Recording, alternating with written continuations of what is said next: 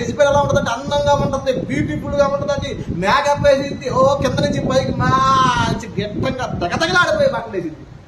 ఈ యెజబెల్ ఉన్నప్పుడు దాన్ని చూసి అనేక మంది ఆకర్షించబడేవాళ్ళు. ఇప్పుడు అన్నానికి ఆకర్షించబడుతున్నారు కదా, సేవకు పనికి ఓహో కోట్ వేయంగానే ఓహో మేకప్లు గేహప్పులు వేయంగానే అమ్మగారు అయ్యగారు.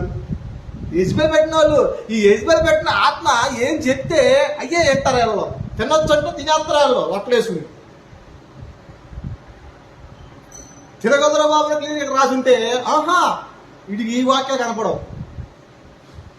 ఏమీ లేదు వేసుకో.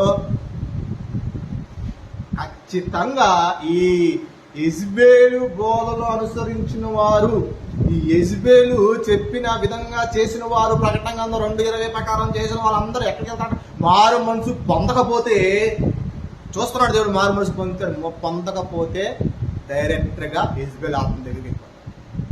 అది ఎక్కడ ఉంటుందో మీకు తెలుసు.